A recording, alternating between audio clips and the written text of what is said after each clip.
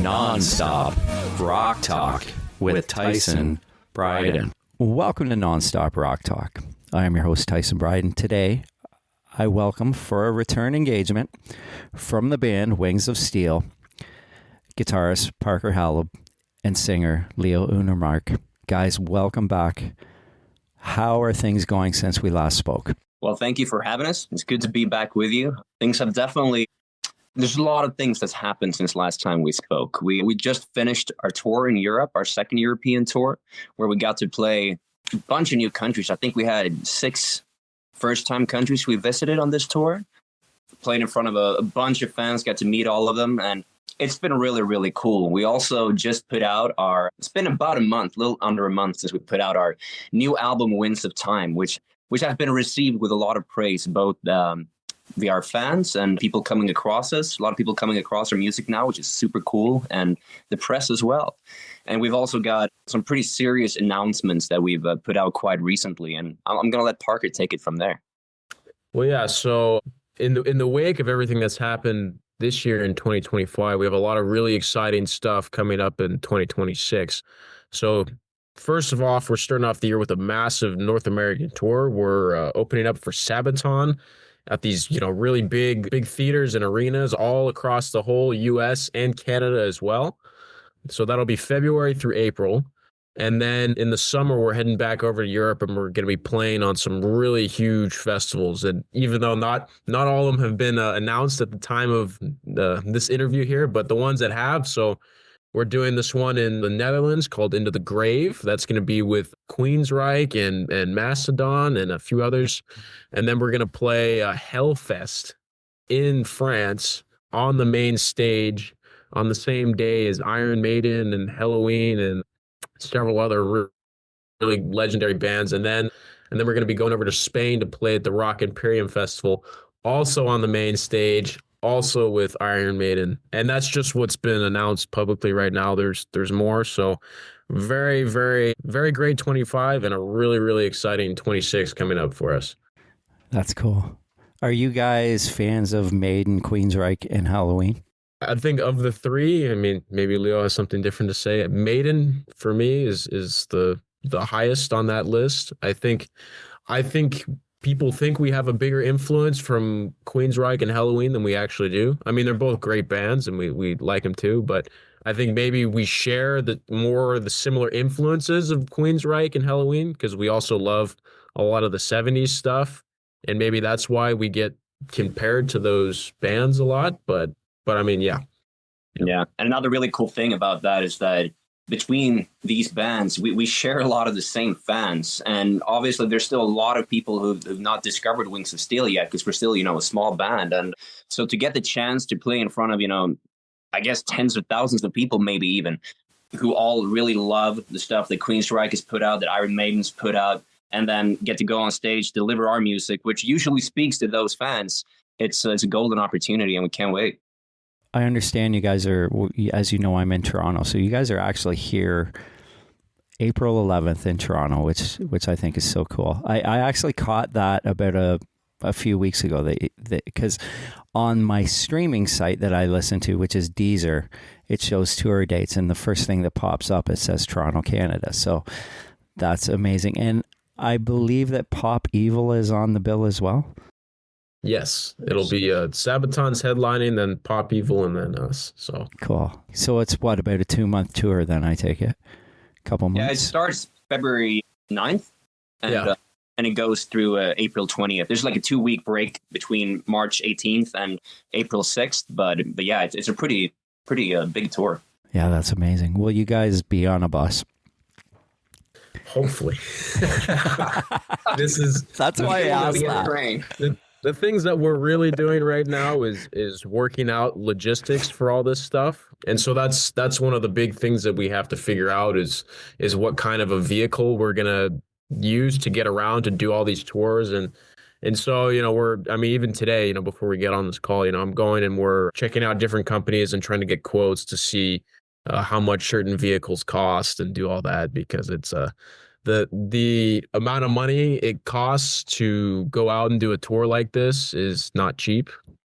So we want to try and you want to find something that's going to do the job and do what you need it to do. You know, we don't want to go and do this tour in my parents' minivan or even a smaller van with the trailer because it's just chaos and you have to move your shit between hotels and it's, you know, you want to have a good vehicle where you can have it's comfortable, everybody can sleep there and but it's also, you know, you're already spending so much money, you want to find something that you want to find the best deal. So like I'm often curious about an opener on a tour like this. How many other people would you have working with you?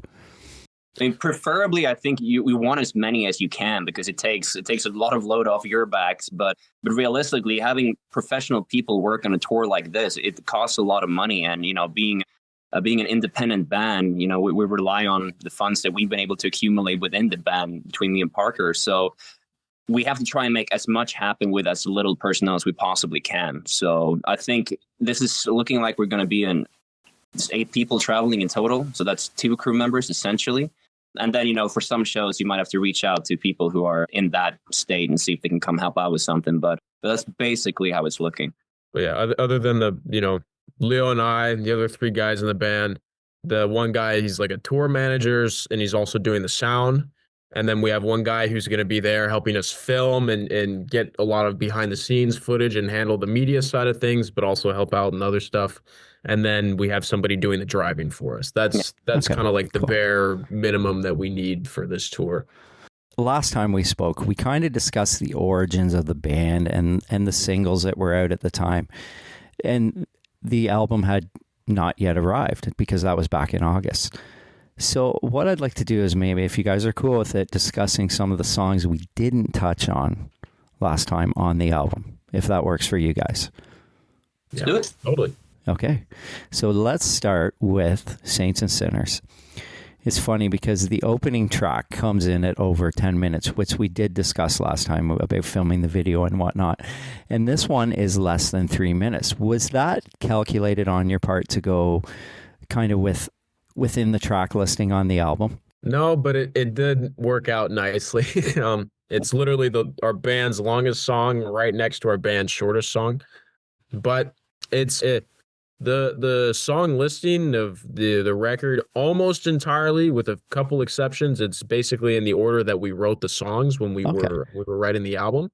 And so we just, when we were ordering them, we're like, yeah, it's a good song to put in this place. But I think the whole thing with the song duration and everything, even though we kind of made a point out of that for the song Winds of Time, the reality is that, you know, you don't sit down and like have like a pre-imagined length of a song when you're writing it. You just kind of write the song, and once you've said what you need to say, you know, you see how long it is. So this one, it just turned out to be a shorter thing, but it still kicks ass. And yeah. And also, I think when we're the few songs we did like kind of move around and stuff, it's also the kind of energy that we're going for between the songs, how we want the album to flow in terms of the kind of energy that you get listening to it. And then on a much lesser note, you also have to think a little bit of, you're going to put this stuff on a 2-sided vinyl, you know, so you can't have one side being 40 minutes long and the other one being 10. Even though they could realistically be the same amount of songs. Well, that's true. Do you guys have copies of the vinyl for yourselves? Yes, actually, yeah. I think when we first started out, that didn't even cross my mind for like the EP. It was just like, let's get this out for the people who want it. But now I'm like, you know, it would be cool to have something yourself. And I know my girlfriend likes to collect everything. So if not me, then she makes sure that we have something on my end at least. Well, right now the guy warehousing everything, so he has more than one. I have hundreds. So Right.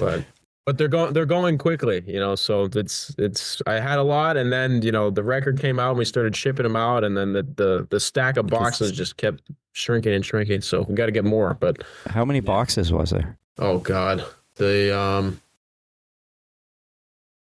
think the new Winds of Time record, we ordered about, here in the US, because we did pressings in other parts of the world, I think we had about 500 records total. And so the manufacturer shipped it to us in these boxes. They fit, I think, about 66 in a box. And so I think it was like 12 or 13 boxes that we Wow. had of these vinyl records. But the thing is that like they all showed up. The guy at the UPS, I have a, picture of them loading That's why I was all the asking. boxes into my house. And then it was pretty much like they showed up a week before the record came out when I was shipping out all the orders anyways. So it was kind of just like, okay, pull it out of the box, pack it up into the thing to ship out. And then so initially like it wasn't, I didn't have a huge stack of boxes. That's good. After the pre-orders, there was a lot. So So you didn't have to go pick them up in that minivan you spoke of then. The no, UPS guy no. came. They came by, thankfully. That's good. That's good. But it's funny because like on the, it's not vinyls, but with the CDs, when we're doing the tour here in Europe, we had to ship a bunch here to Europe. And when, or we would drop ship from the manufacturer to be more precise. And those showed up in like small boxes of 25. I had to like carry all of them upstairs. So that was literally like 60 or 70 like boxes that had to be like carried. It's kind of crazy. Oh wow, that is crazy. Now you did mention this, and I'm getting off a little off topic, but I'm kind of curious about that. So you mentioned that there was the pressing in the U.S. and then you had ones over in Europe for the vinyl as well. Mm-hmm. That's right. Sometimes they say there's variations on those, that one sounds better than the other. There should not be any sound variation. Well, the sound variation would be very nuanced, and that would be based on the individual manufacturer's process of getting the master onto the disc. So, I mean, actually, Leo has some of the European copies there too. I haven't like taken it into a nice speaker system and A-B'd. The master that was submitted for our record is the same exact one that was submitted for the European record. So right. As far as we're aware, they should both sound great.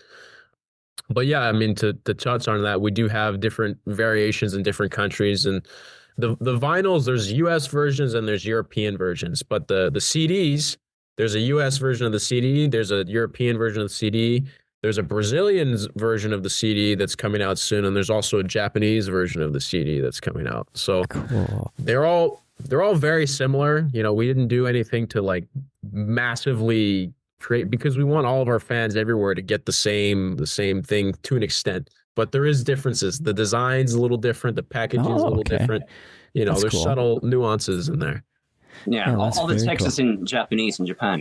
Yeah. Yeah, right. Exactly. The lyrics are in Japanese. Like sometimes you'll get those Japanese CDs where they'll insert like an extra booklet with the Japanese stuff in it, like it's like a fold out in the CD kind of thing.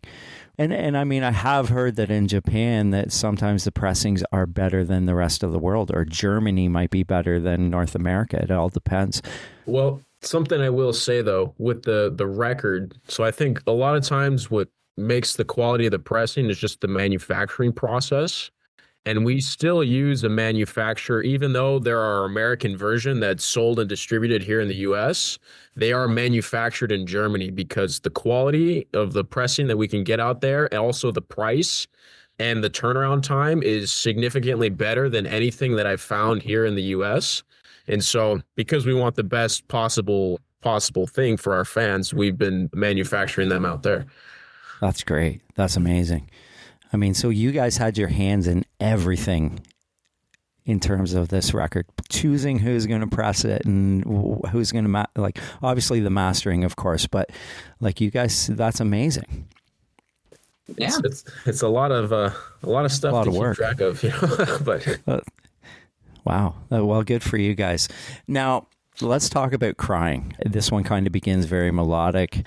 That guitar lead in the intro crushes. It's amazing. I must ask about this song lyrically. A title like Crying is almost not what I would have expected. The chorus really has a catchiness to it as well. It fits perfectly in conjunction with the music and the lyric, if that makes sense. It all fits together, you know what I'm saying? Like that title I was like, oh, I'm kind of curious to hear what this is going to sound like. And like I said, the chorus is very catchy. What can you guys say about this one? I don't know about like the title choice. I guess it's just because it's like the clear thing that's ringing out in the chorus, so it makes sense to name it that. Sometimes we don't do that. But yeah, I guess that would pretty much be it. And it seems like we or I have a thing for crying, because we have a bunch of songs now that's got cry in the in the titles. But I don't know. I think that's just the thought behind picking it. It's just like the thing that people will most likely remember when they go away. So if they want to find it again, they should be able to. But yeah, it's a cool song. I think we both really like that song. It highlights our more like kind of laid back hard rock, like arena kind of influences, which is definitely one of the bigger things that we had in common when me and Parker first started writing. And so I feel like it's a type of writing that comes very natural to us, and we really enjoy writing songs like that. There's a little touch of bluesiness in there too. Yeah. And I think with this record, we definitely went like a little bit heavier, with at least maybe on like an average with the way the songs are written, but at the same time too, like that's still a very important part of our sound. We still like to do stuff that's big and melodic, and I mean it still has attitude. It still has like, it's not like it's out of place. Yeah, it's just another side of our sound, and yeah. Now previously, Parker, we had discussed you playing bass. Did you play bass on the whole album? Yes. Okay, which we did talk about your bass lines before, and what I love about in this song is the melody within that bass line melody that follows in the chorus. It's got that. It's very melodic, as I'm saying. Yeah. It sounds amazing. And we did touch on the fact of you as a guitar player not playing as a guitar player, playing the bass previously. So there's a bunch of the songs, this one especially, that I noticed that stood out to me was that, okay, this is really, it's almost like I can't pinpoint of what it reminded me of, but I thought it was really well done.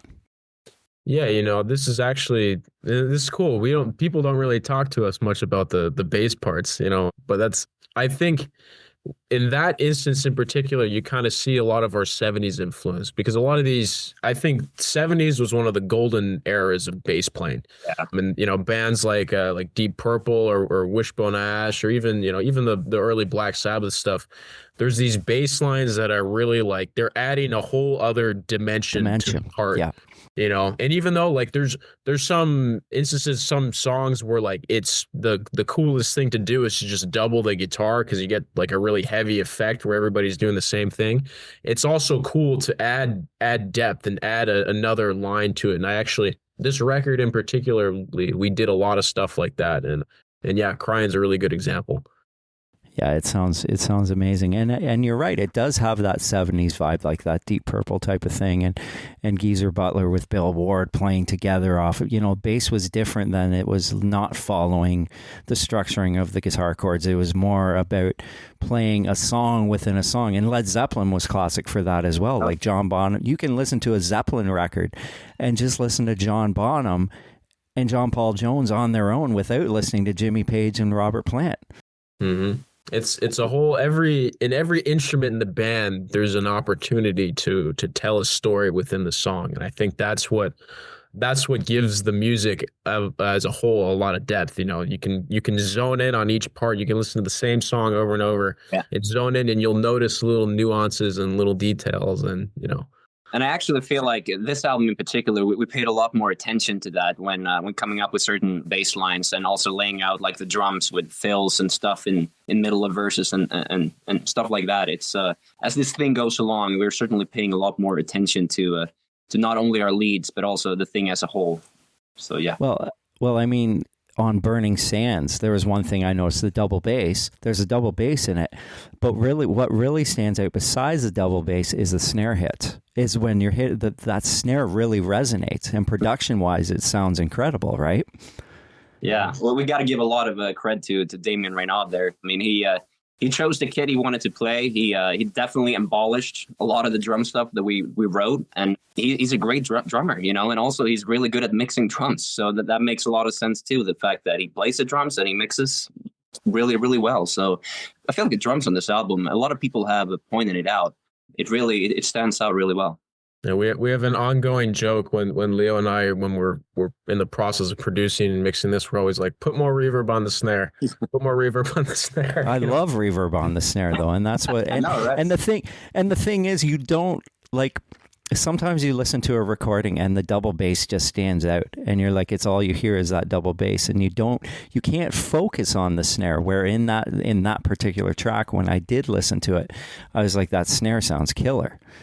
Yeah, I mean, we're always very meticulous when it comes to the mixing and mastering process. And again, we do this together with Damien.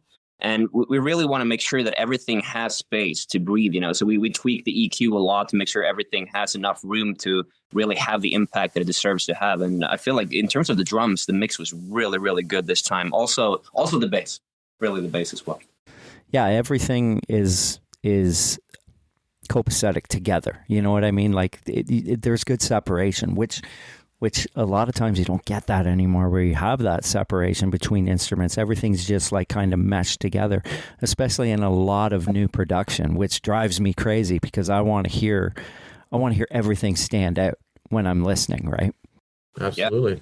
Yeah. Well, going on what we were talking about there too, you know, when you have nuance in all the parts in the mix, you want to make sure that you can get those, but it's a balancing effect too, where like you want the song as a whole to feel a certain way. You want to make sure it has enough energy. It's not too dry or too coated in effects, and it's a preferential balance that's unique to the people who are producing the song. But yeah, it's important that everything has its own spot. It's true too, because sometimes because you're working on a song. Usually for us, it takes pretty long for us to work through the songs. And by the time you're at, you know, song number 5 out of 8 or something, you might forget like how much you've been punching extra in certain spots in other songs because this process has been going on for so long. So by the end of it, you always have to sit and really listen through everything and see if the levels have changed as you've gone along with extra effects or even volume and stuff like that. So I feel like the last couple of weeks, that was a lot of what it came down to as well, was making sure that everything had similar levels. So nothing really stood out beyond anything else. So we created more of a cohesion in the listening experience. Cool. Now, Parker, do you double you probably double all your rhythms, I would assume. The rhythms, yeah. I mean, it's left and right, so it's doubled, but a lot of times the parts that I write have harmonies in it, or so they're not always exactly the same part. But yeah, I always double that. Leads, I don't. The only time I'm never doubling a lead. I'll add harmonies to a lead, but I never double a lead, just because even though there's a lot of like classic examples where, you know, of major songs where they've done that and it sounds really cool, I always feel like you lose a bit of, the more you double a part, you lose the nuance in it a little bit. So like a rhythm part, it's okay because you get whatever you lose in nuance, you're compensating with size and a bigger sounding effect. And I think that's really important to have. But with lead playing, you know, I want to have all the little nuances of how I play in there because that's like character. So I don't typically double the lead parts, but yeah. Yeah, because your attack towards the guitar of things that you do when I listen to it and listen to your playing. Yeah, exactly it. You wouldn't want to double that because some of that stuff is very, and we're going to talk about that in a couple of the other songs, is the things that I noticed in your guitar playing was there's like changes and there's fast parts and then you slow it down and you get very melodic and then and whatnot, and I really enjoyed listening to that. Oh, great, awesome. So let's go on to Die in a Holy War, which I love the title. Again, lyrical content, because I think anytime you're speaking of a subject like a holy war, it kind of provokes many thoughts. I am curious about direction lyrically. Is it personal feelings on the subject, or kind of where were you guys going with this one? I mean, it's more so just waking up to the fact that, you know, joining any war and killing man is for any purpose that is deemed, you know, whether it's religious or political or whatever it is painted behind. It should never be sold as something worth doing or something that can be justified. And that's kind of what that song is all about. Because at the end, we all die together, no matter what side you're on. So that's kind of what the lyrics are about, really. Yeah, I mean, we always say this too. There's always a disclaimer with lyrics. You know, there's a wide range of how you can interpret that song. I mean, you can also see this on a different thing. Is, you know, if you see the war as a metaphor, Maybe it's just, to die in holy war means to buy into whatever everybody else is doing, and you get caught up in other shit, and as opposed to just going out and being yourself. And you could see it like that. But I mean, it is true with this record, with that, openness to how you interpret it in mind. It's a recurring theme. It's very reflective of the current world that we live in. And, obviously there's a lot of war and a lot of neglect of human life happening right now. And it's tragic, I think a lot of it is deception. It's not like it's people's own fault most of the time. You kind of get sucked into a belief, and it can go so far as to, to go into war and like kill people, and I think a lot of this album is about that as well. It's about deception, and you're not even awake to that fact. So it's kind of pointing things like that out as well. That's brilliant. I love that. Now, Lights Go Out has a slower tempo. Parker, I'm curious how you approach this song guitar-wise. The riff's heavy, so I assume lead-wise you'd want to speak differently than, say, a track like Burning Sands. The bend going into the solo is amazing, which we kind of had alluded to that before. Then there are these fast lead breaks, but then you ease it back in again. Do you work out your solos ahead of time? It depends, man. It's always like the way this song is structured is actually pretty simple. And first I'll say this riff initially was Leo's idea. He had kind of come up with it. And then it was like, okay, I'll play it like a guitar player. And but so that kind of originated in his camp actually, which is really cool. But structurally, we kind of did this almost like, even though it's not a bluesy song per se, a blues is typically, it goes around on the progression, the singer sings, and then the solo goes around on the same progression, and the soloist does his thing. And that's exactly what happens in this track. But to answer your question, writing solos, solos are a song within a song, and even though it's designed to complement the thing as a whole. But when I sit down to play a solo, almost always I'm gonna have the rhythm part and the structure of the song figured out. So it's like a canvas, and I'm painting over the canvas, right? So depending on how, sometimes I'll sit down and like the first thing I come up with, I'm just like, there it is, boom, got it, recorded it, done. Sometimes I'll sit down, I'll record something, and then I'm like, I like this part, I like this part, I like where this is going, but this could be better. Maybe I can do something a little different here. And like sometimes I'll take a little longer to work it out. But at the end of the day, whether it's one take or 10 takes or however many, I figure it out and I get something that I feel like, okay, I'm saying everything that I want to say in here.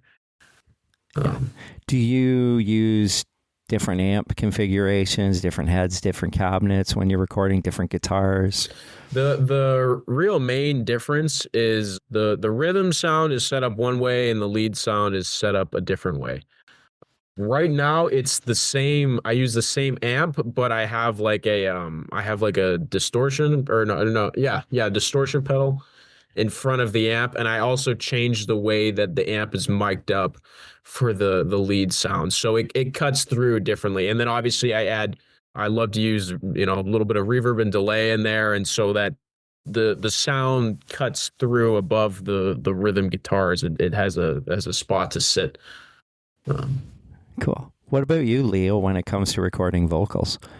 Mic-wise, do you have like a favorite, the same mic you use all the time in the studio that you really like and you think it gives, the best when presentation? we recorded the EP, we kind of just used what we had. It was just a normal, what do you like, SM56? No, you had the same mic that we're using for now, actually. Yeah, we started recording demos. Right. But then, we did make an upgrade there where we upgraded to the SM7B, played around with the settings a little bit, tried to find what sounded the most natural, and then just complemented with the right amount of effects and tweak the EQ so that it sits properly with how we like our sound to come out. And I feel like we found something that works really well. Of course, we're always open to tweaking things, and I think when the next album rolls around, we'll be looking to see what little changes we can make in order to maybe fit the sound we're going for even a little better. But yeah, it's pretty straightforward, man. It's nothing crazy like Parker. I mean, my thing's not that crazy in the grand scheme of guitar. No, just in my non-guitar player headiness. But yeah. What about live for you, Leo? Like, do you have like, do you change it? Obviously, you probably use a different microphone than you would in the studio. Yeah. Or do you kind of go with the same thing? Yeah, I use AKG system. It's a wireless mic. I think the mic is a DMS 100. Okay. So yeah, I just use wireless, and I use an in-ear system with that, so you just move around freely, make sure I can hear myself. I think the mic is pretty good. You know, when we played some of these festivals in Europe, usually they have a mic for you there. They prefer to run it like that if the band is okay with it. Which, you know, to me, oftentimes if they're running a mic, in my head, you know, they've already kind of figured out what sounds best in the venue space or the open air. So then I'll just use that. But for the most part, I like to use my own stuff, of course. And yeah, we'll see. And same thing there, dude. Honestly, I don't know if I've found the right match yet. I feel like we haven't been around enough yet. I haven't had enough experience behind it where I can objectively hear and analyze how everything sounds. But it does the job. It amplifies my voice and people can hear it. So that's good. Now, when you guys go on tour in the new year, you will be obviously their sound guy will be traveling with you, and you'll be using their sound guy, I would assume. No. We're bringing our own sound guy. You are okay. Yeah. Maybe you did say that earlier. Okay, cool, cool. So you guys have a sound guy that you feel comfortable with, that that knows you guys. Yeah, which is good, because when the sound guy knows your stuff. He knows, okay, this section, make sure the vocals are, loud enough. This section, make sure the lead is turned on, or add a little extra delay at the end of this note, and that'll add a good effect. Or like, it's those little details that really, really go a long way. But and it's cool. It's actually the first time that we work with our own sound guy. So it's gonna, it's gonna be cool to be able to sit down with them and be like, oh yeah, just like for this section, make sure that you boost this. And because I guess one of the good things about having a slightly shorter set as an opener is that you don't have to perform that many songs. So kind of getting the ship perfect is becomes a lot easier, and that includes the front of house, of course. So how many songs will you be doing? Well, it depends, because we have songs that are 10 and 8 and 9 minutes long, right. But we also have songs That's why I was asking. Below 3 minutes. So depending on what songs we choose, I guess it could be anything from 3 to 7. What we're thinking of doing is, this is another thing that we're still actively discussing and trying to figure out. But what we'll probably do is we'll try out a couple different configurations and see what if people respond really well to this or respond really well to that, or just for the hell of it, to keep it interesting for us, we do it a little bit differently. I was going to say for our own sanity, because it's so we'll see. But cool, that's awesome. Now, Flight of the Eagle, and I love the intro. Again, the guitar work sounds great. It's almost got like this very throaty sounding type of tone, almost like Michael Schenker, like is kind of what I was attributing it to, like kind of not comparing it to, but kind of what I heard.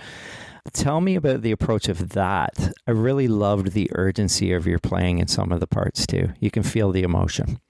Yeah, this song was a pretty interesting journey of how it came to fruition. So this one, I had initially came up with the bulk of it as like an instrumental initially. And so when I was just messing around on my own, and I sent it to Leo, and I was like, maybe we can put some vocals on this. And so at that time, Leo was not here with me in California. He was in Sweden.